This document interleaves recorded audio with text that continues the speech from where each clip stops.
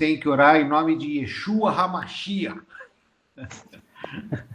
Na verdade, assim, as pessoas sempre estão recriando ideias, mas às vezes é um gatilho de fé e às vezes as pessoas até acabam tendo isso. Porque Yeshua HaMashiach era o nome que Jesus era chamado em aramaico na época dele. Ele era chamado de Yeshua. Então, não sei por que alguém acha que se eu falar Yeshua, ele vai entender melhor do que se eu falar Jesus. Mas eu acho que Deus é muito maior do que isso. Mas uma época, algumas das igrejas começaram a fazer trabalhos na virada do ano na praia, justamente para quebrar um pouco a idolatria que tem no Brasil na virada do ano. E aí você tem a tenda de Xogum, a tenda de Exu, a tenda não sei o quê, aí criaram a tenda de Yeshua. E os candomblés lá entravam, todos dançando dentro da tenda de Yeshua. E eles impunham as mãos e oravam por eles, por Yeshua. E muitos ali estribuchavam, eram libertos, alguns aceitavam Jesus e tal.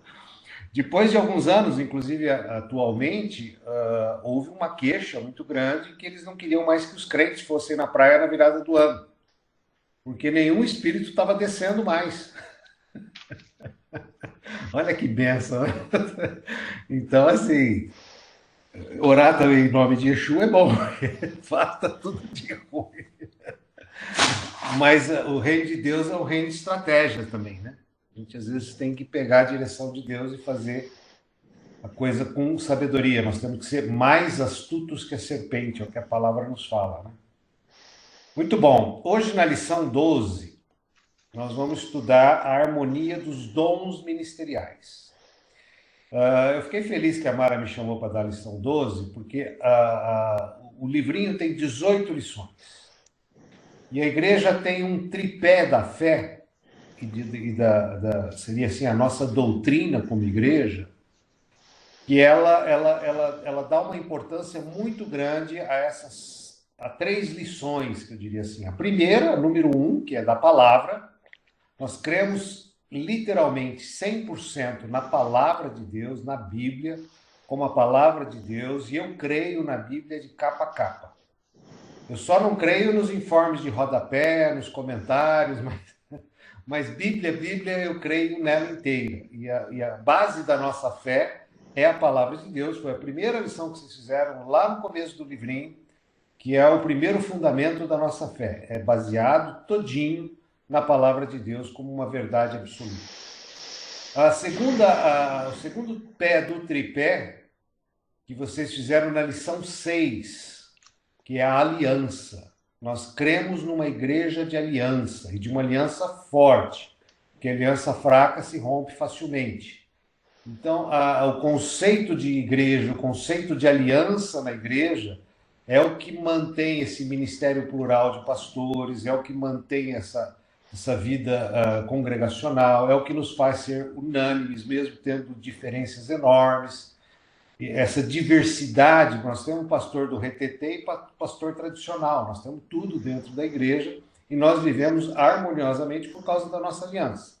Então, se você chegar para mim e falar, eu descobri que o bispo Kelson fez isso, eu não posso falar aqui porque a Mara é irmã dele, mas eu vou falar para vocês, é verdade, ele realmente tem essa fraqueza, mas ele tem essa qualidade.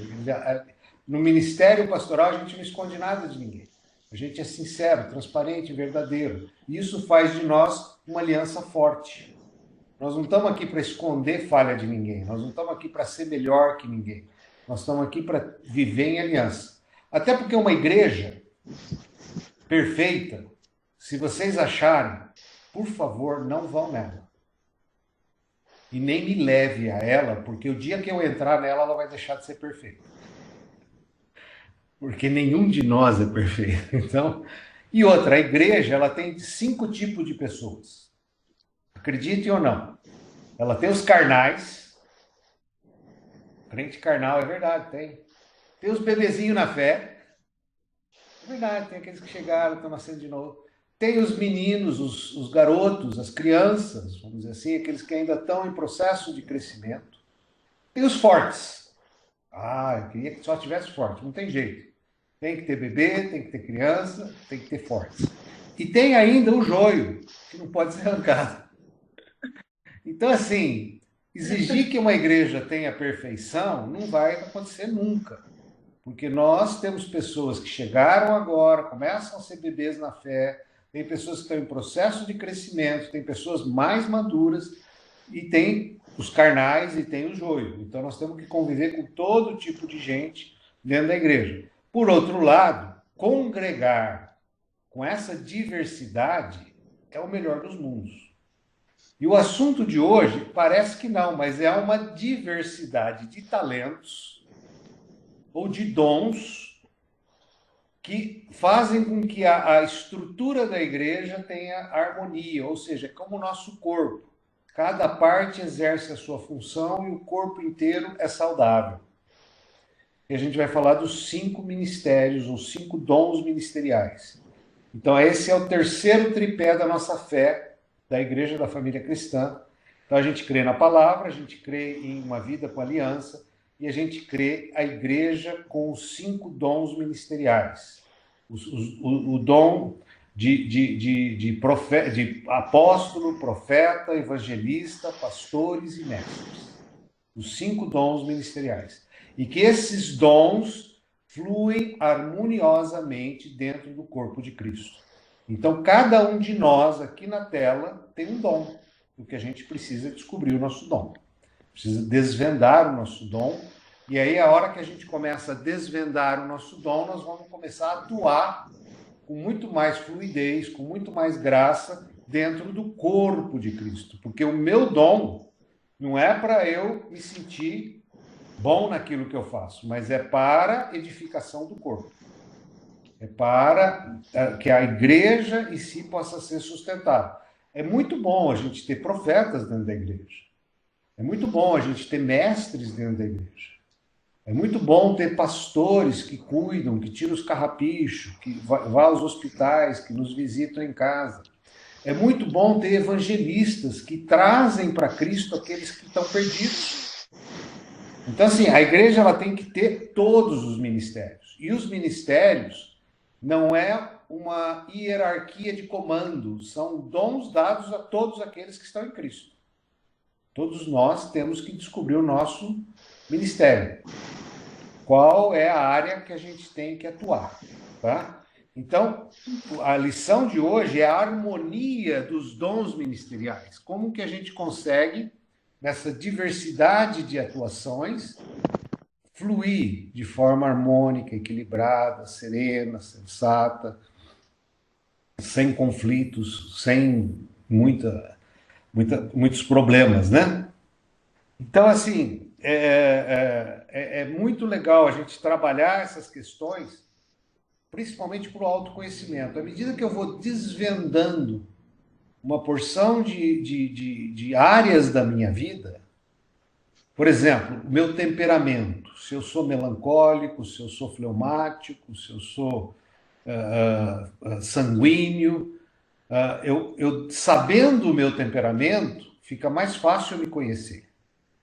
Conhecendo as minhas linguagens de amor, se eu gosto de toque, se eu gosto de palavra de motivação, se eu gosto de serviço, de ajuda serviçal, depende da palavra de amor que eu mais gosto, fica mais fácil eu me entender e entender os outros. Eu falo, por exemplo, dos 7 montes, ou 7 áreas de influência na sociedade. Dependendo da área que eu conheço melhor, ou que eu atuo melhor, que o meu talento trabalha melhor, eu consigo organizar a minha vida profissional dentro da área que eu tenho talento. E fica mais fácil trabalhar. Tá? Então, assim, a gente trabalhar aquilo que nós somos chamados é muito importante, porque isso vai tirando de nós, às vezes, um esforço sobrenatural para fazer o que a gente não sabe fazer. A gente pode até desenvolver algumas coisas, mas, por exemplo, é muito comum hoje um pastor ser tudo, né? Porque a igreja pequena ele tem que ser tudo.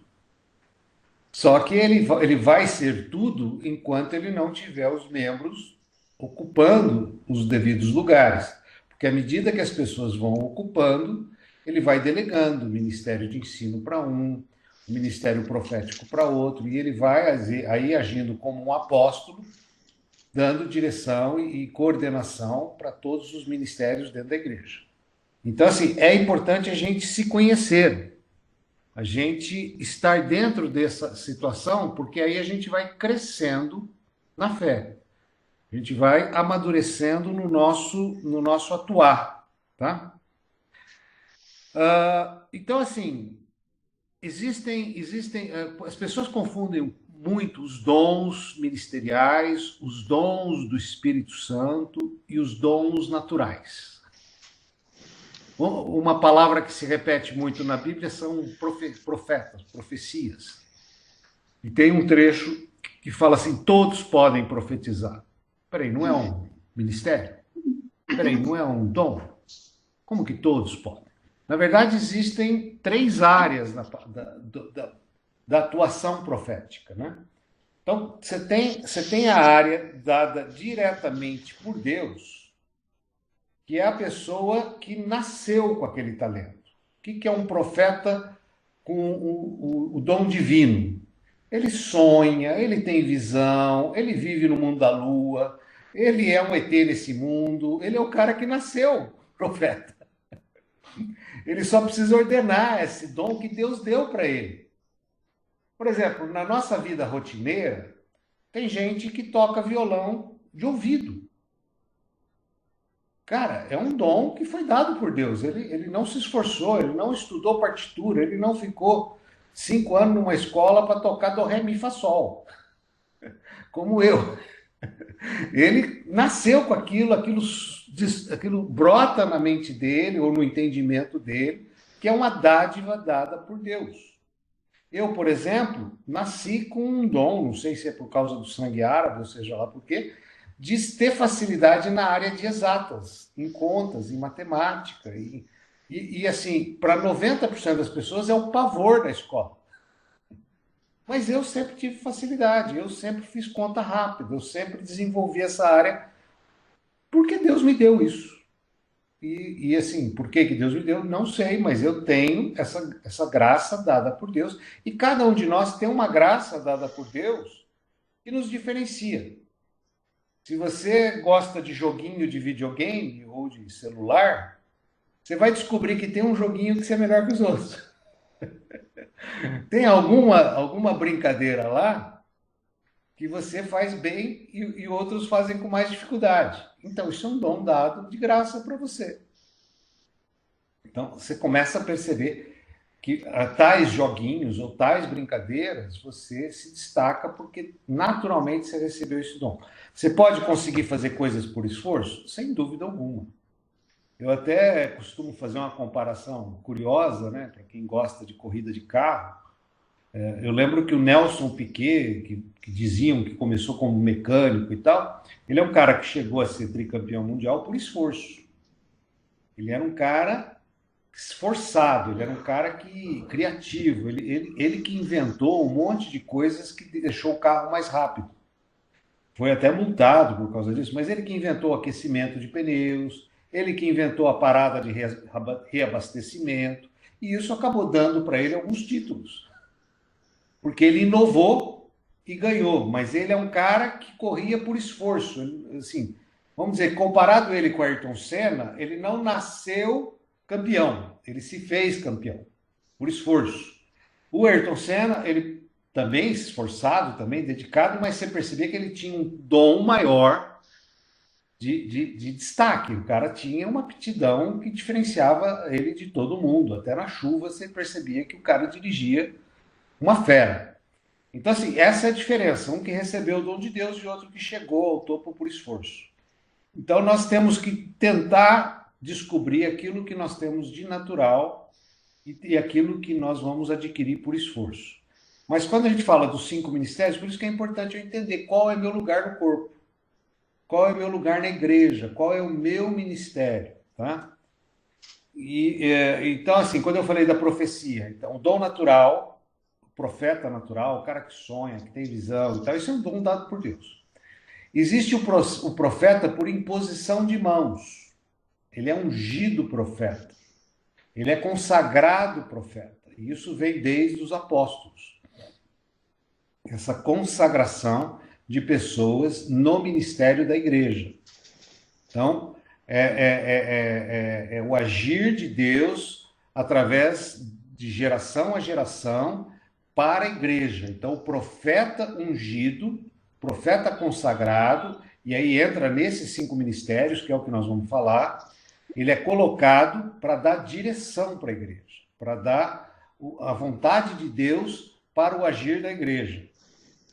E o profeta do Espírito, o profeta que onde fala que todos podem profetizar, é um crescimento espiritual.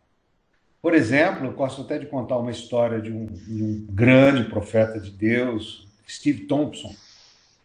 Ele é daqueles caras que nasceu com o dom. Ele sonha, ele tem visão, ele está viajando de avião para o Brasil, Deus já revela para ele um monte de coisa do Brasil.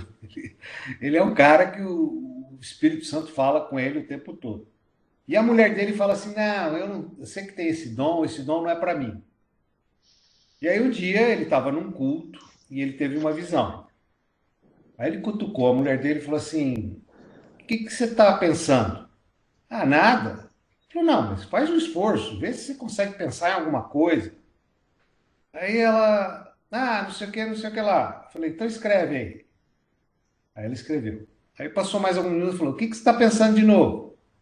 Ah, nada. Eu falei, não, tenta fazer um esforço, o que te vem à mente, o que você pensa? Aí ela falou, tá, isso. Aí ele pegou os 2 pensamentos dela, pegou as visões que ele tinha tido, e falou, o Espírito Santo fala com você que não sabe ouvir, porque você teve exatamente os 2 pensamentos das 2 visões que eu tive. Então, o problema seu é que, às vezes, você não desenvolveu a sua sensibilidade para o agir do Espírito Santo no seu coração. Porque o Espírito Santo, ele fala com sussurros inexprimíveis. Pensamentos, visões, imaginação, coisas que permeiam a nossa vida, sentimentos, arrepios, emoções, mundo lúdico, sei lá. Mas a gente tem que começar a tentar desenvolver essa área que o Espírito Santo fala com a gente.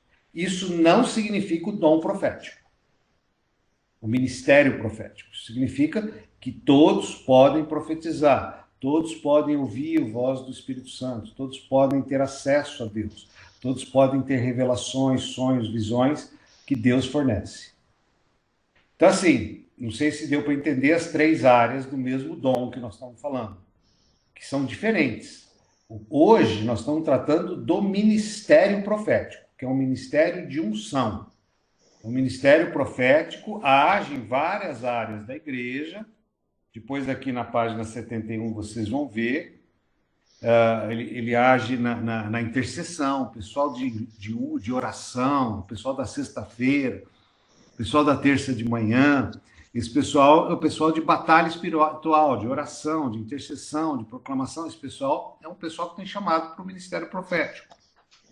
Os músicos em geral, né? Os levitas, que a gente chama, a maioria deles tem esse ministério. Então, mais para frente, a gente vai ver como que atuam, ou que áreas que atuam dentro do corpo de Cristo, cada um desses ministérios. Então, assim, dons da Trindade, né? Que é o caris vem de carisma, né? Que vem de graça. De onde derivam outras palavras, dom, presente, dádiva e tal, em sentido geral. O pecador é perdoado quando recebe a graça do Pai para nascer de novo, tá? Então a gente nasce de novo, o espírito humano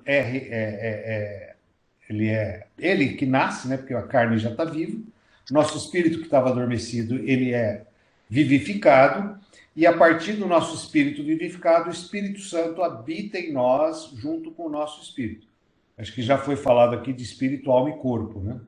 Então, assim, essa tricotomia do homem, ela é ativada no nosso novo nascimento, e aí a gente começa a ter essa revelação desse fluir dos ministérios e do agir de Deus em nós, tá? Os 5 dons, vocês vão ver aqui embaixo, que é o apóstolo, o fundamento, o profeta é a proclamação, o evangelista anuncia, o pastor conduz e o mestre prepara. Uma das figuras que a gente usa para mostrar os 5 dons, lógico que ele não é tão completo, mas ele dá uma basezinha interessante, é que a gente costuma dizer que os 5 dedos seria uma figura dos 5 dons. Que o apóstolo seria o dedão e ele consegue tocar em todos os outros ministérios. Que o apóstolo, ele é a figura, vamos dizer assim, do missionário. Ele é o cara que ele é enviado, ele vai adiante, ele abre o caminho, ele funda igrejas, ele começa ministérios.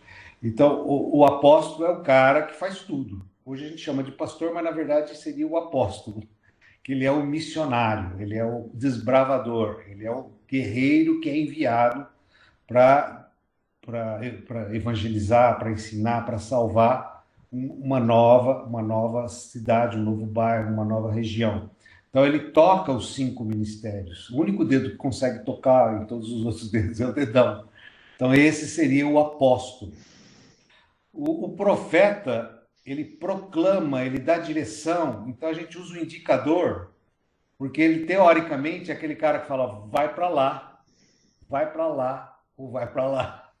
Então ele seria o segundo dedo, ele dá a figura do indicador, do que proclama, o que dá direção, o que orienta, o que coloca a igreja no rumo certo, na disciplina certa. Por exemplo, tem momentos da igreja que nós estamos vivendo um tempo de mudança, um tempo de odres novos, um tempo de vinho novo. Então é muito importante a figura do profeta para a gente acertar o caminho dessas novidades, dessas novas decisões e tudo mais. Aí a gente brinca que o evangelista é o dedo do meio, que ele é o maior. Por que a gente usa o dedo do meio como figura ilustrativa? Porque ele sendo o maior, ele é o que mais aparece. O evangelista é o cara que enche estádio, o evangelista é o carismático, é o simpático, é o orador, é o cara que pronuncia com desenvoltura, é o cara que fala da salvação, é um Benihim, os grandes evangelistas do mundo, são pessoas que têm, Reinhard Bonnke, tem vários evangelistas, então são pessoas que têm esse dom de atrair pessoas. Então, assim, quando que a gente percebe um evangelista na igreja?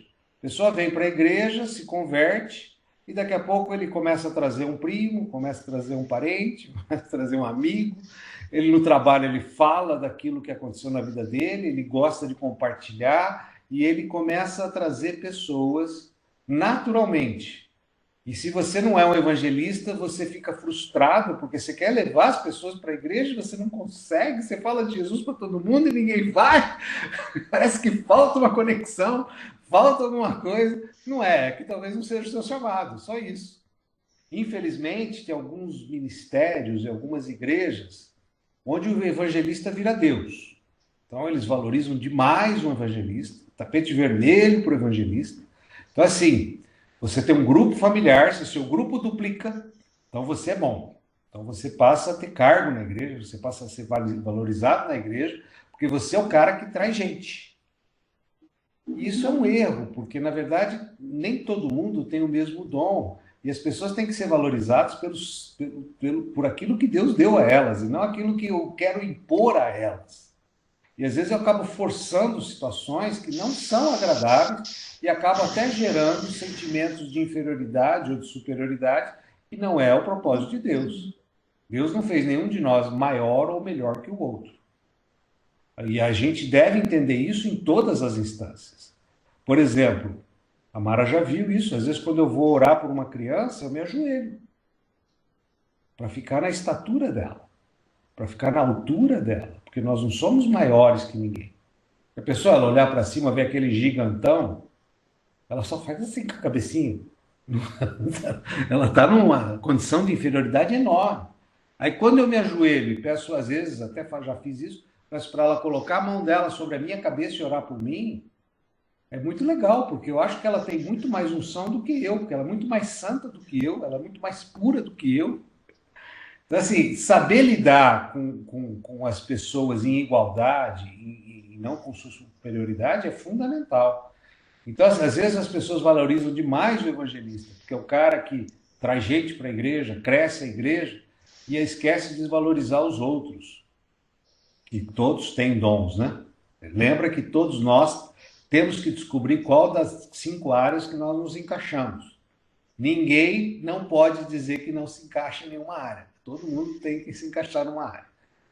O terceiro que a gente coloca aqui, que é o pastor. O pastor, a gente diz que é o dedo anelar, né? Que é o dedo do anel, é o dedo da aliança, é o dedo do envolvimento, é o dedo do casamento. O pastor é aquele que chora pelas vidas. O pastor é aquele que vai aos hospitais, que vai às cadeias. O pastor é aquele que arranca o carrapicho das ovelhas. Ele visita os irmãos, ele socorre os irmãos, ele tem um dom natural de fazer isso. Parece que flui no coração dele esse amor, essa necessidade de visitar. E eu lembro assim que, é lógico, eu não tenho chamado de pastor. E às vezes as pessoas reclamam, porque eu sou chamado de pastor na igreja e eu não sou daquele que visita, eu não sou daquele que socorre. Se você me ligar às 2 da manhã, eu falo, calma, irmão, fique em paz, amanhã cedo eu vou aí. Eu não vou sair correndo no meio da madrugada. Mas o pastor Marcos Elias vai, porque ele tem um coração de pastor. Então, assim, e às vezes a gente, lógico, que a gente tem que fazer de tudo, né? E várias vezes eu sou chamado para situações, e algumas situações, no meu caso específico, são muito difíceis, muito difíceis. Uma vez eu fui visitar uma pessoa no hospital e ela tinha um câncer no cérebro, o osso dela já estava afundada. Eu olhei aquela moça, eu tenho um problema sério, né, porque eu não posso ver sangue que eu desmaio. E eu olhei aquela moça, minha pressão começou a cair, eu comecei a me sentir, eu falei, eu vou desmaiar aqui nesse quarto. Eu vim para orar por ela, mas daqui a pouco alguém vai ter que orar por mim. Aí eu sentei na cama, comecei a suar frio, e eu falei, meu Deus, eu não vou conseguir orar por ela. Acho que eu vou dar mais trabalho do que bênção. Porque não é minha vocação. Eu não... Mas eu comecei a orar, comecei a orar, comecei a orar, e aí o suor veio, a pressão começou a voltar ao normal, eu comecei a tentar me controlar. No final eu estava mais ou menos normal, eu falei, não, vamos orar, e orei, ungi, abençoei, saí de lá, mas aí saí assim, arrebentado. Coisa que para um pastor faria visita, faria oração, declararia cura, declararia unção e não sofreria nada. Mas eu fiquei o dia inteiro mal. Fiquei, aliás, não foi só um dia, eu acabei ficando 2 ou 3 dias. Depois precisei voltar lá, porque a família pediu para eu voltar lá. Falei, meu Deus. Daí orei antes, jejuei antes. Cheguei lá, comecei a passar mal de novo. Então, assim, tudo bem, eu faço o serviço, mas não é que flui fácil, é muito difícil. Para o médico, imagina, trabalhar no hospital não faz diferença nenhuma. Para mim é complicado, até para doar sangue ou para tirar uma injeção na veia, eu sou daqueles caras que viram o olho. Eu não fico olhando, deixa cutucar, deixa furar, deixa fazer o que quiser, mas eu não oro. Então, assim, isso é uma coisa pessoal minha, tem gente que tem o dom. Então, a gente precisa, quando a gente começa a descobrir aquilo que a gente sabe, o que a gente pode, o que a gente não pode fazer, começa a ficar mais fácil. Isso quer dizer que eu não vou fazer? Se tiver que fazer, eu vou fazer. Ah, olha, minha irmã quer conhecer Jesus, então eu vou lá evangelizar. Eu não sou um cara carismático, não sou um cara sorridente, simpático, mas Deus usa até uma mula, né, para convencer. Então, usou um galo para convencer Pedro, então pode me usar também. Então a gente vai na fé e Deus usa. Mas conhecer o seu chamado faz com que você faça aquilo que você vai fazer com muito mais habilidade. Por exemplo, o meu chamado é de mestre, que é o dedinho. Por que é o dedinho, né? Então, assim, pastor toca em todos, profeta dá a direção, o evangelista é o mais carismático, é o que mais aparece, é o que todo mundo vê. Quer dizer, o pastor não, o apóstolo. O pastor é o da aliança, é o que tem compromisso, é o que se envolve com as vidas, com as ovelhas. E o mestre é o dedinho. Por que a gente usa a figura do dedinho? Porque é o que esmiuça os lugares mais difíceis, é o que consegue entrar na orelha. A gente usa essa figura para dizer assim: é o cara que consegue pegar a palavra de Deus, ou a Bíblia, e extrair dela um versículo ou uma frase ou uma palavra e transformar aquilo numa palavra rema, ou numa palavra revelada, trazer mistérios que estão ali escondidos. Então, às vezes, uma frase ela é cheia de informação, ela é cheia de interpretação. Então, o mestre ele tem essa habilidade de trazer o conhecimento natural para uma dimensão espiritual, uma dimensão acima da letra, acima das palavras em si. E a Mara e o Samuel às vezes brigam comigo com razão, porque eu pego o livrinho e eu não sigo a ordem e os números. Eu vou atropelando o livrinho. Mas no final, se você pegar a gravação, você vai ver que eu falei tudo que está no livro. Por isso que é importante preparar a lição, ler em casa, fazer os versículos. E às vezes eu me empolgo tanto que até esqueço de ler alguns versículos, aí puxo a minha orelha até os pastores. Fala, cara, como é que você não leu nenhum versículo da Bíblia? Né? Mas por quê? Porque o conhecimento, ou a revelação, ou o insight sobrenatural, ele vem no meio. Eu não sei se algum de vocês já me viram pregar, que Kelson fica bravo comigo, porque eu não vou assim com o sermonário. No sermonário a gente aprende em seminário, você preparar um sermão, faz 10 tópicos, 5 tópicos, 3 tópicos, segue aquela linha de raciocínio e vai fazendo uma explanação daquilo que você quer pregar, a mensagem que você tem preparado. Eu faço isso. Só que eu chego no púlpito com uns 4, 5 papelzinhos. Aí fala, o que sai esses papelzinhos? Por que você não transcreve numa folha? Aí eu falo para ele, Kelso, é o seguinte, como eu não prego toda semana, todo tempo, Deus me dá alguns insights, às vezes até à noite, às vezes durante o dia. Às vezes você está pregando lá na frente e eu estou tendo uma revelação. Eu abro a Bíblia na hora do versículo que você mandou, eu leio os 2 de baixo e Deus começa a falar comigo. E eu vou escrevendo nos papelzinhos quando Deus fala comigo. E aí quando eu vou pregar, eu pego aqueles papelzinhos e tento ver se aquilo tem coerência, se aquilo tem conexão de uma revelação com a outra, de uma coisa que Deus me falou aqui com aquela.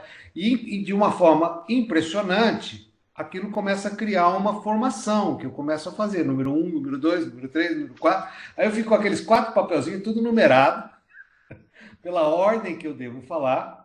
E durante a pregação vem alguns insights que não estão escritos ali, que o Espírito Santo me fala, e eu vou complementando. Então, mesmo tendo preparado uma pregação assim, com os papelzinhos numerados, se eu pregar de manhã e pregar à noite, provavelmente vai ter diferenças. Porque existe, nesse inteirinho, existem os insights sobrenaturais que entram de alguma forma. Insights sobrenaturais não é assim, milagre no meio da pregação. Não, eu lembro de uma história no meio da pregação que encaixa naquele contexto. Aí eu conto a história. Aí eu vou pregar de novo, eu não lembro daquela história porque não estava escrita. Não estava no papelzinho.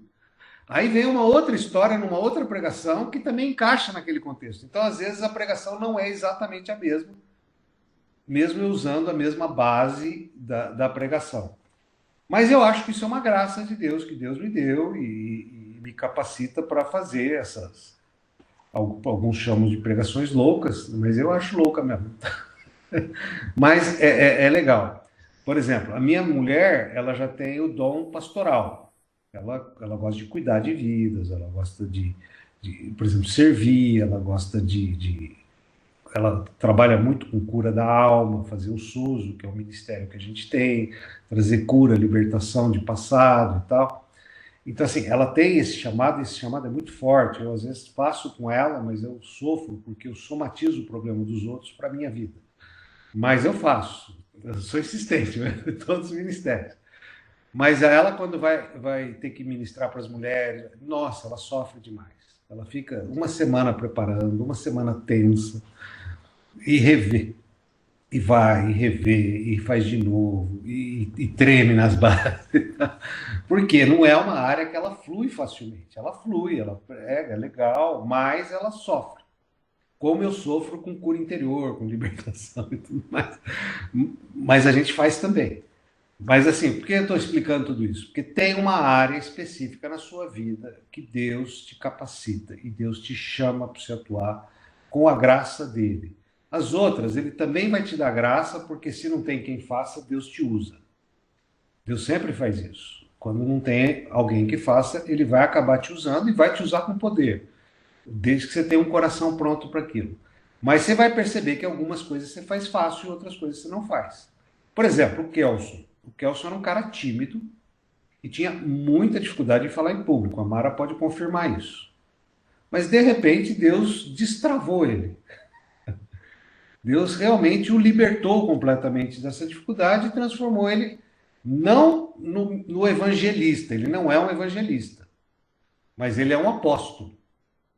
E o apóstolo tem que fazer tudo, tem que tocar todas as áreas. Então ele ministra, ele prega, ele ensina, ele faz tudo. Porque aquela dificuldade que ele tinha, de alguma forma ele se esforçou, Deus derramou graça e deu para ele, porque ele tinha que ser levantado como apóstolo. Então, como ele tinha que ter esse ministério, Deus foi capacitando ele para tudo aquilo que ele não conseguiria fazer naturalmente. Assim, Deus, existe uma frase bonita que funciona para mim, deve funcionar para todo mundo. Deus não chama os capacitados, Deus capacita os chamados. Então, assim, eu nunca vou fazer isso. Por exemplo, o William e a Ruth estão aqui pela segunda ou terceira vez, e eu até brinquei com eles. Está na hora de você começar a dar aula, não mais assistir a aula. Ah, imagina, pastor, jamais, jamais de la vie. Ué, se não começar, não vai andar. A gente, às vezes, lógico, está inseguro, está fazendo pela segunda vez, está fazendo pela terceira vez, glória a Deus. Toda a graça e todo o conhecimento da palavra nos edifica, nos alimenta. A Mara já tem 20 vezes, mas ela dá aula. Dá aula boa. Pastor, agora o casal vão começar a ser líder de grupo familiar. Ah, tá lá. Tá vendo? Tá vendo? Tá vendo? Glória a Deus. Tá? Ó, e o primeiro casal, ovelhinha deles, tá aqui, a Vanusa e o Guto, o marido dela. Aleluia. Aleluia. Então, aqui quando você olha no livro, fala do aperfeiçoamento. O ministério de mestre, ele tem uma característica que você vê, como Deus é bom, né? Eu não sabia que eu tinha um chamado de mestre. Eu sempre gostei de dar aula, mas eu nunca fui professor. Aliás, fui professor de inglês, alguma coisa assim, e professor particular dos meus amigos que tinham dificuldade em matemática. Ajudava eles a entender. Mas o fundamental para você ter um ministério de mestre numa igreja ou trabalhar para o reino de Deus é você conhecer a palavra. E a gente chama, na Bíblia tem um povo que chamava o povo de Bereia. Ele diz que lá em Bereia eles sempre iam checar tudo que era ministrado na igreja se estava de acordo com a palavra. Porque se alguém trouxesse algum ensino e não tivesse de acordo com a Bíblia, aquele ensino não era de Deus, aquele ensino já era uma doutrina de homens. Então os de Bereia estavam sempre conferindo na palavra aquilo que era ministrado. Isso, por um lado, é legal, porque você acaba tendo muito conhecimento da palavra. Por outro lado, você tem que tomar um pouco de cuidado para não se tornar juiz, para não ficar julgando todo mundo e criticando todo mundo, porque na verdade você não foi chamado para juiz, você só foi chamado para proteger a igreja de doutrinas erradas, mas não para ficar criticando as pessoas. Então, assim, o conhecimento faz com que todo mundo que sobe lá em cima e pregue, e até às vezes as pessoas brincavam, agora já estão mais tranquilas, porque eu não sou tão bravo assim. Nossa, eu fui pregar, o Elton estava na plateia, já fiquei apavorado. Por quê? Porque eu vou checar se o que ele está falando é de acordo com a palavra, ou se ele está desvirtuando um pouco do caminho. E, na verdade, mesmo quando às vezes eu percebo, se o dano é pequeno, eu deixo quieto. Se o dano é grande, eu vou chamar a pessoa e não a igreja. Eu vou falar, ó, isso aí que você disse, eu não acho confirmação, eu não estou encontrando em que lugar da Bíblia que fala dessa linha de pensamento que você está falando e tal. E aí a pessoa, se ela tiver base, ela me orienta, ela fala, não, li num livro e assim e tal, aí tudo bem, não tem problema. Mas se ela não tiver, provavelmente ela falou alguma coisa da cabeça dela e nós não estamos lá para axiologia, nós estamos lá para ouvir a palavra de Deus.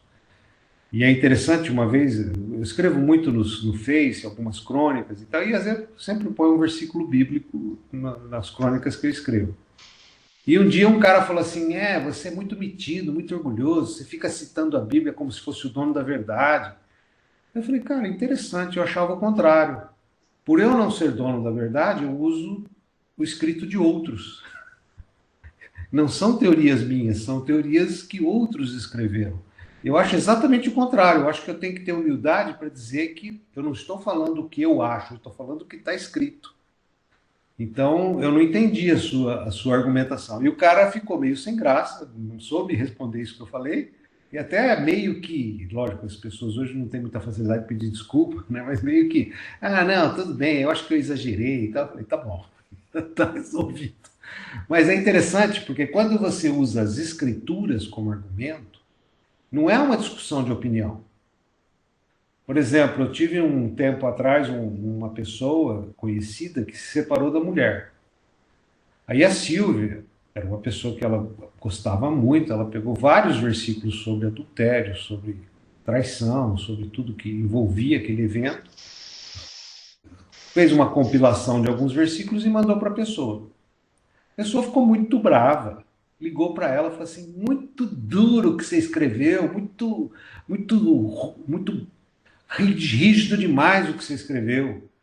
Aí ela falou assim: olha, eu acho que você não tem que brigar comigo, porque eu não sou autor desses textos. Eu não inventei nenhum deles. Eu tenho que brigar com o autor. Eu só transcrevi. E aí a pessoa ficou toda sem graça, porque qual é o argumento? Não é a minha opinião que você está lendo, não é o que eu acho que você está lendo, é o que está escrito.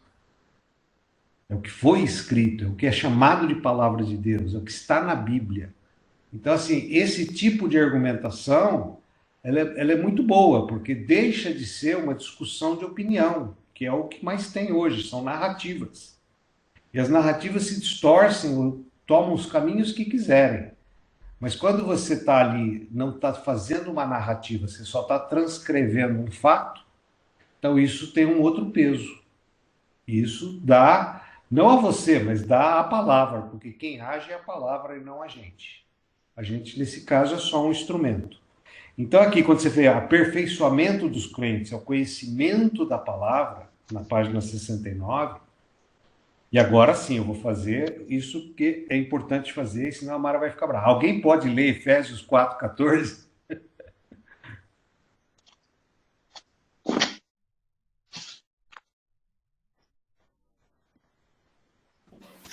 Amém? Alguém aí? Vai ver.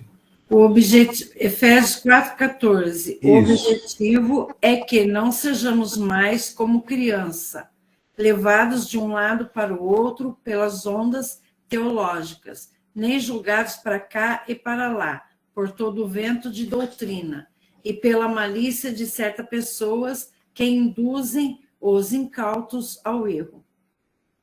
Perfeito. Tudo que nós falamos. Lembra que eu falei que na igreja tem meninos, bebês, meninos, que ficam correndo de lá para cá, procuram vãs doutrinas, procuram. Agora com a internet, gente, tem coisas muito boas e tem coisas muito ruins. A gente tem que discernir o que é bom e o que é ruim. Tem ensinos preciosíssimos, mas tem ensinos que é por engano e por encantamento, que podem levar à ruína. Então, assim, na dúvida, procure orientação, procura saber. Ah, pastor, olha, eu vi isso, vi aquilo, vi aquele outro. Assim, sem usar uma narrativa, mas infelizmente é verdade no nosso meio, tem muito terraplanista. E não é essa narrativa, não, é terraplanista de verdade, pessoas que estão defendendo essa tese. Então, assim, procura orientação, procura conhecimento, procura conversar com os líderes, para que a gente não seja levado por todo sopro de vento. Nós estamos vivendo agora, mudamos de igreja, e estamos vivendo agora uma situação que eu, particularmente, já estou na igreja acho que 14 anos, já vi isso acontecer e estou vendo isso acontecer de novo, e eu acho isso fantástico. Nós tivemos aí alguns períodos que algumas pessoas que a gente ama muito acabou tendo desentendimento com uma ou outra pessoa dentro da igreja e saiu da igreja. Aí depois de 3, 4 anos, você começa a ver essas pessoas voltarem. E eu achei super curioso, porque na quarta eu vi uma família voltar e no domingo eu vi outra família voltando. E eu falei, não, isso é um sinal de Deus, nós somos para o prédio novo. E o que acontece? Às vezes, porque assim, defeito em igreja todas têm. Então a pessoa sai desgastada por aquilo que ela não gostou na igreja, e ela vai visitar uma, vai visitar outra, às vezes fica fascinada por alguma que tem sinais e prodígios, mas o dia a dia ela vai percebendo que os bastidores às vezes é muito pior do que a aparência externa. E aí, com os anos, algumas acabam voltando. Eu sou um apaixonado pela nossa igreja, eu realmente conheço muito de evangelismo, de igrejas, de denominações, conheci muito ministério internacional, já viajei, já fiz cursos internacionais, já trouxe pregadores do mundo todo, e assim, conheço muito estruturas de igreja, e eu diria para você que tem um dos bastidores mais limpos, como a nossa, eu conheço muito poucas igrejas. E assim a diversificação. Nossa igreja não é uma igreja do RTT e não é uma igreja tradicional. Nós temos os dons, nós temos todas as doutrinas, nós temos vários pastores, você vai ter vários tipos de pregação e elas se completam. O que é uma igreja de ministério plural diferente de uma igreja de ministério único? Por exemplo, se você tem um pastor que ele tem o ministério de evangelismo, é uma igreja de festa. É só festa. Mas não tem ensino, não tem profecia, não tem os outros ministérios, porque o líder é um cara evangelista e vai ter um monte de evangelista na igreja dele. Se você tem uma igreja que o pastor é um mestre, você vai ter estudo de manhã, à tarde e à noite. Você vai ter uma igreja que tem teologia o tempo todo, mas não tem festa. Mas não tem profecia. Se a igreja é uma igreja de um profeta, você vai ter profecia todo culto, fila para fazer profecia, fila para ouvir uma mensagem de Deus, mas não vai ter ensino e não vai ter festa. Se a igreja é de um pastor raiz, esse é o cara que vai na sua casa, que toma café com você, que almoça na sua casa, que te visita, mas não tem ensino, não tem festa e não tem profecia. Mas é um tiozão, porque ele é um pastor. Ele tem o dom de pastor. Então, quando você tem igrejas com um único pastor, provavelmente o ministério dele vai ser ressaltado e os outros vão ser renegados. A nossa igreja, ela tem todos. A nossa igreja, você pega lá o Paulinho, ele sobe e profetiza. O Kelso é o nosso apóstolo. Eu sou mestre. O Eugênio é profeta também. Então, assim, eu acho que o Vanderlei é evangelista. Então, você tem todos os ministérios fluindo dentro da igreja, na liderança e na congregação. Todas as pessoas. Nós temos um teste que depois a Mara se pode disponibilizar para vocês, que chama HALTS, que é aqueles testes que você vai descobrir o ministério que você se identifica mais, entre esses 5. Então, é um testezinho, você responde lá 100 perguntas, aí cada pergunta acaba tendo um ponto lá, e aí vai direcionar você para o ministério que você tem mais aptidão ou que você tem menos aptidão. É legal fazer isso. Então, assim, conhecer os dons, conhecer os ministérios e tal, a base sempre é o conhecimento da palavra. O conhecimento da palavra evita que eu vá por qualquer doutrina de pregação. Por exemplo, eu lembro um tempo atrás, acho que uns 10 anos atrás, que um casal saiu fascinado com uma profetisa. Porque lá na igreja do fulano tem a profetisa tal e ela fala. Agora, gente, vocês imaginam todo final de culto, todo domingo, você ir lá naquela fila e a pessoa fala assim: vejo uma caneta de ouro assinando um contrato. Depois de 6 meses ela está vendo a mesma caneta e o mesmo contrato que não foi assinado ainda. E às vezes eu fico pensando, não pode ser uma BIC? Desde que assine. Mas assim, a pessoa começa a ficar fascinado por, às vezes, algumas... Isso, no fundo, acaba virando palavras motivacionais.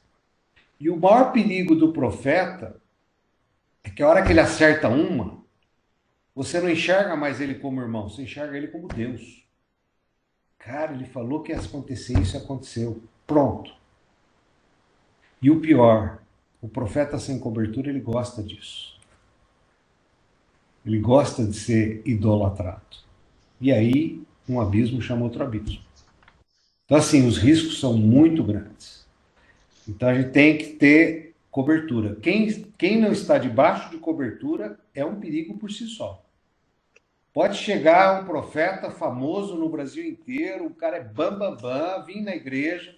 Primeira pergunta que o Kelso vai falar para ele, falar: quem é cobertura na sua vida? Quem é autoridade na sua vida? Para quem você presta conta? Debaixo de quem que você atua? Não, eu sou um profeta independente. Eu trabalho para o reino. Deus fala diretamente comigo. Sai fora, jacaré. O coração do homem é enganoso. A palavra diz isso. Você começa a achar que você é o rei da cocada, você está em perigo. Mesmo que você tenha visões, mesmo que você seja aquele baita profetão que tem sonhos, você tem que estar debaixo de cobertura. Você tem que ter gente que presta conta.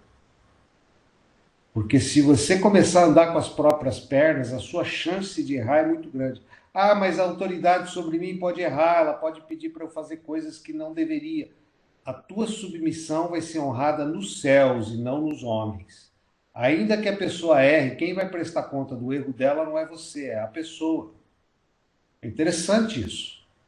Por exemplo, eu posso chegar para o bispo Kelso e falar assim: Kelso, eu fui chamado para pregar numa igreja, assim tem 2.000 membros. Aí o Kelso chega para mim e fala assim: Welton, eu vou precisar de você esse domingo. Estou contando com você, nós estamos sem professor na classinha, precisamos de alguém para ajudar. Eu posso ficar indignado, falar: pô, Kelso, eu vou deixar de pregar para 2.000 pessoas para pregar para 10 crianças? Isso não é justo. Você não está sendo correto comigo. Ele pode falar: não, a direção que eu tenho para te dar é que você fique e ajude a gente. E aí eu vou na rebeldia, pregar lá e falto na classinha. Eu deixei de estar debaixo do guarda-chuva da unção e da proteção.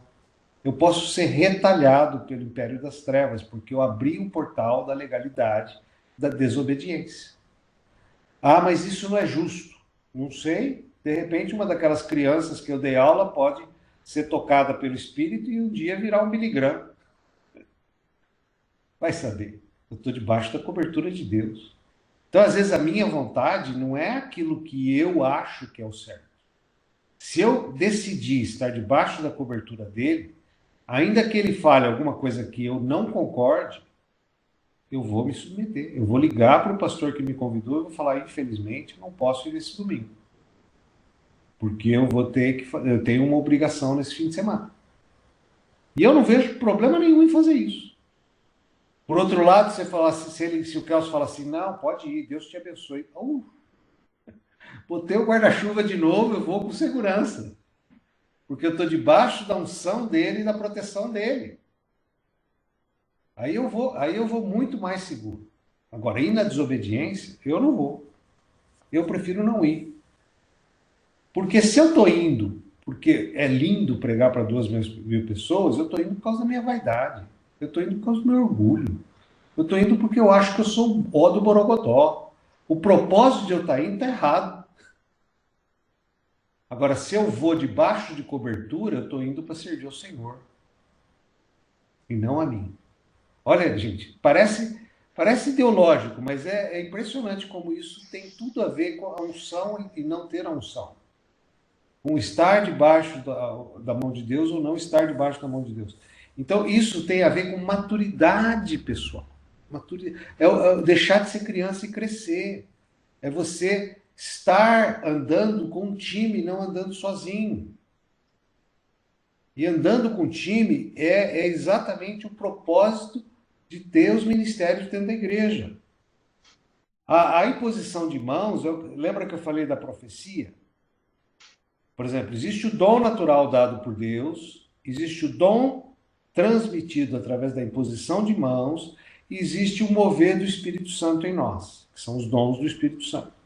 Então, nesses 5 ministérios, normalmente você é conduzido, você faz o halt e tudo mais, e é conduzido a exercer aquele ministério dentro da igreja, junto com os irmãos. Por exemplo, a Mara acabou de falar, o William e a Ruth estão sendo levantados como líderes de um grupo familiar. Pronto, ferrou. Eles vão desistir. Porque agora eles têm que ser apóstolo, profeta, evangelista, pastor e mestre. Pelo menos no grupo familiar deles.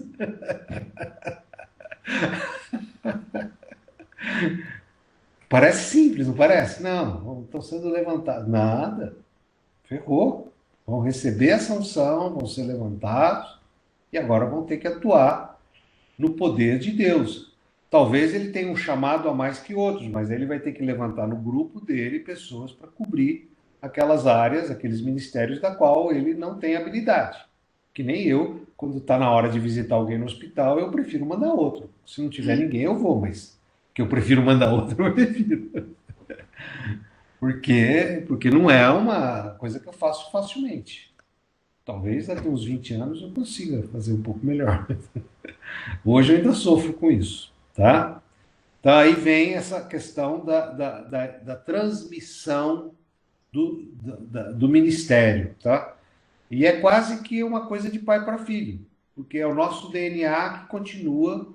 Então, o ministério dos apóstolos foi dado por Jesus e os apóstolos ungiram os líderes das igrejas e as igrejas vão ungindo seus pastores, seus mestres, seus evangelistas, e isso vai sendo expandido através da imposição de mãos, através de filhos espirituais, através de ação com cobertura. Tá? Isso é muito legal. E é óbvio que à medida que você desenvolve o seu ministério, aí você passa a ter uma preparação ministerial mais profunda. Por exemplo, quando eu citei a história do Steve Thompson, que é um profeta raiz, né? Deus fala com ele de todos os jeitos. Tem um outro cara que escreveu um livro, ele ficou, acho que uns 25 anos perdidinho. O cara tinha visão aberta. Você imagina um menino de 12, 13 anos com visão aberta, vê demônio, vê anjo, vê tudo. E esse cara não sabia lidar, ele achava até que ele era meio psicopata, até que um dia ele descobriu, numa das igrejas mais avivadas, que Deus deu para ele um dom e que ele conseguia ver anjos, ele conseguia ver o mundo espiritual, coisa que outros não conseguiam. E aí ele começou a crescer espiritualmente, começou a crescer no dom, e começou a deixar de ser criança e passar a ser um filho de Deus alimentado naquele dom. E eu lembro que ele até falava assim ó, para você começar a ter visão espiritual, né? Olha no canto da parede e fica fixado, né? Fixado. A hora que você começar a ver ele embaçar, você vai começar a abrir sua mente para ver dessa fumaça que cria alguma coisa. E às vezes você pode até ver anjos, você pode até ver coisas que você não imaginava que você viria. Eu falei, cara, isso é muito louco. Ele falou, não, mas é só para, assim, ele estava falando de um dom que ele teve a vida toda. Então ele vive isso, ele vê isso o tempo todo. Imagina, deve ser uma loucura para um jovem, para um adolescente, sem saber o que é aquilo. Então, assim, tem coisas que a gente tem que fazer uma preparação ministerial, senão aquilo pira. A pessoa não vai saber lidar com aquilo. Eu conheci um profeta que chama John Sandford. Ele não é profeta, ele é um apóstolo. E esse cara, ele tinha uma sensibilidade no espírito tão grande, que ele sentia os ambientes, ele sentia a atmosfera, ele podia discernir a atmosfera. Ele era capaz de entrar numa floresta e ele sentia a árvore chorar. Olha o nível de sensibilidade da pessoa. E ele tinha um monte de ministérios nessa área de cura interior, de libertação e tudo mais. E uma vez eu conheci uma moça que ela tinha uma sensibilidade tão grande, só que ela não sabia o que fazer com a sensibilidade. Por exemplo, ela estava no cursinho, assistindo uma aula, e ela começava a ver aquele professor que dava aula chorando. E ela via, e ela tinha uma visão, um sentimento de adultério, olhando aquele professor chorando. E aí ela ficava com sentimento de culpa, mas o que é isso? Será que eu estou atraída pelo professor? O que é isso? Coisa horrível e tal. E ela não conseguia lidar com esse sentimento. Na verdade, o professor estava passando por um período de crise no relacionamento matrimonial dele, e ela conseguia ler o emocional do professor. E uma vez ela foi para uma cidade, ela chegou na cidade e ela sentiu assim uma força espiritual muito forte de homossexualismo. E ela foi até ligar para o pastor e falar assim: pastor, será que eu sou? Será que eu tenho esse problema? E, lógico, ela era muito feminina, muito, assim, pessoa muito vaidosa e tal. Aí a gente começou a discernir, ela tem o dom da atmosfera do ambiente. Então, na verdade, quando ela desceu naquela cidade, ela sentiu que aquela cidade tinha um espírito muito forte de homossexualismo. E aquilo trazia, em vez de trazer para ela um discernimento de espírito e uma postura de guerra no mundo espiritual, trazia para ela uma opressão e um sentimento muito pesado de culpa, porque ela não conseguia administrar aquilo que ela nasceu com o dom. Então foi uma pessoa que a gente precisou tratar, olha que loucura, a gente precisou tratar um tempo para que Deus tirasse o dom dela até ela ter maturidade para administrar o dom. Porque senão o dom traria mais problemas do que bênçãos. E aí a gente entra na preparação ministerial. Então, às vezes, eu estou usando exemplos bem radicais para a gente entender como a gente tem que desenvolver o ministério. Às vezes a gente tem alguns ministérios que precisam de ter maturidade, que precisam ter preparação, que precisam ter ensino. Então, como eu citei, o caso do profeta, ele precisa cobertura. O caso do mestre, ele precisa conhecimento da palavra. O evangelista, ele não pode ser vaidoso, porque senão ele se sente o popstar. Então, assim, o profeta, ele não pode ficar ouvindo elogios de quando ele acerta, porque isso também gera uma vaidade, alguns sentimentos errados, tá? Então, tudo isso tem que ser equilibrado. A gente tem que primeiro descobrir o nosso chamado e depois, dentro do nosso chamado, a gente saber ministrar. Por exemplo, o chamado de mestre, que eu tenho, né? Eu falo isso com mais autoridade porque eu tenho.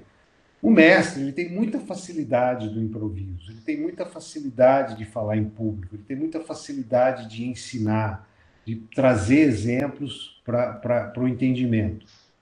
Por outro lado, ele pode achar que ele manja do assunto. E aí existe o problema do se sentir com dom. E eu falo isso até para um outro cara. Outro dia um cara falou assim: nossa, pastor, eu estou com as pernas tremendo, porque ele ia pregar, né? Eu falei: que bom. O problema não é só as pernas estão tremendo. O problema é o dia que ela parar de tremer. Aí você vai ficar preocupado, porque se você for ensinar, se for pregar, se for falar alguma coisa que você acha que sabe, cuidado, está na hora de você voltar para trás. Porque é bom quando treme, é bom quando você não se sente seguro. Por exemplo, eu já dei essa aula não sei quantas vezes, mas ontem e hoje eu peguei ela de novo para estudar. Eu prego na igreja, não tem uma pregação que eu faça que eu não trema antes. E se um dia eu parar de tremer, aí que eu vou ficar preocupado. Porque aí quando você acha que sabe, o espírito para de agir. Aí é você na carne.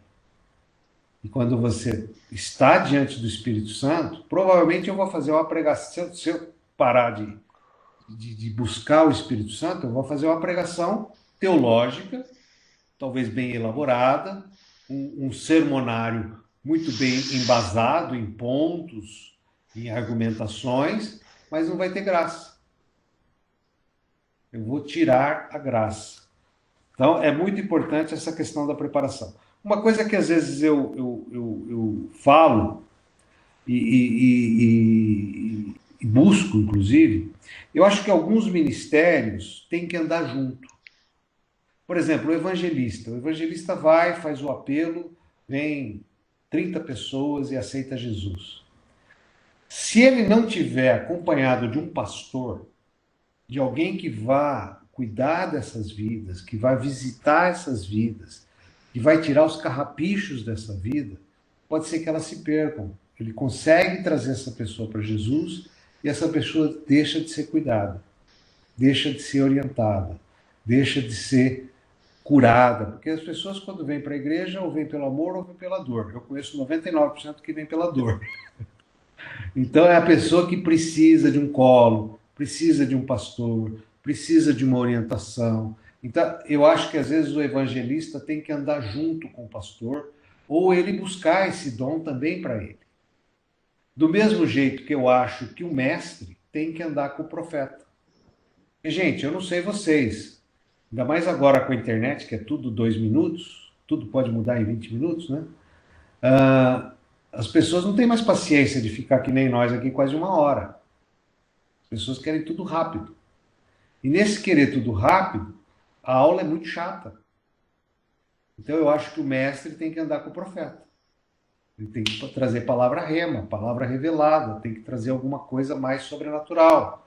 Que nem eu contei aqui algumas histórias que não estão no meu texto aqui. Eu lembrei de alguns fatos que não estão aqui no meu texto.